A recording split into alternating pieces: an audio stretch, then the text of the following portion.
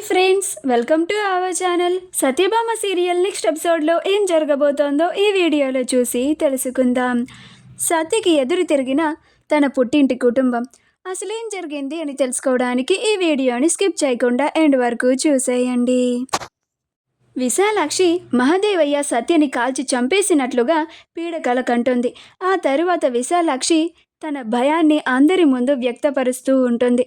అప్పుడు విశాలాక్షి మన పుట్టిల్లు కూడా ఏ ఒక్కరు కూడా సత్యకి సపోర్టుగా ఉండకూడదు, సపోర్టుగా సంతకం అస్సలు చేయకూడదు అని అంటుంది.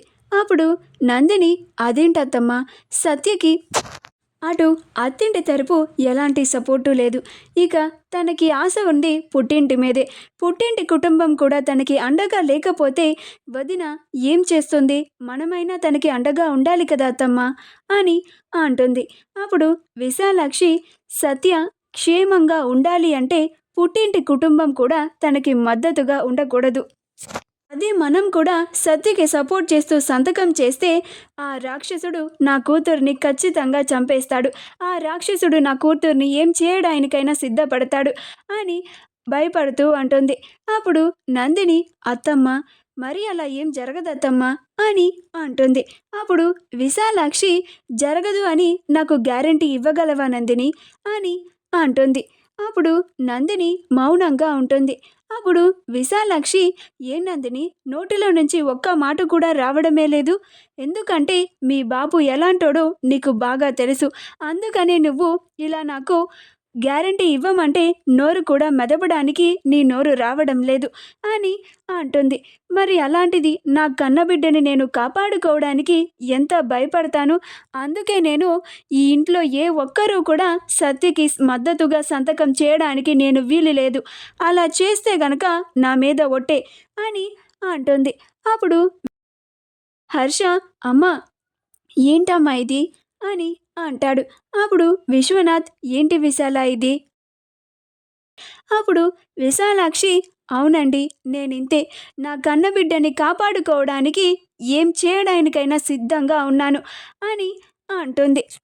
అప్పుడు సంధ్య అవును, మనం అమ్మ చెప్పినట్లుగానే చేద్దాం, మనం ఎవ్వరం అక్కకి సపోర్టుగా ఒక్కరు కూడా సంతకం చేయకూడదు, మనం సపోర్ట్ చేయకపోతే అక్కకి ఇంకా సపోర్ట్ చేసే వాళ్ళు ఎవరు ఉండరు, అక్క నామినేషన్ వేసే సమయంలో తనకి 10 మంది సపోర్టుగా ఉండాలి, అలా ఆ 10 మంది సంతకం చేయడానికి ఎవరు లేకపోతే అక్క ఖచ్చితంగా వెనక్కి తగ్గుతుంది, అప్పుడు అక్క ఎలక్షన్లలో పోటీ చేయదు, ఇంకప్పుడు అక్కకి ఎలాంటి ప్రమాదం కూడా ఉండదు అని అంటుంది.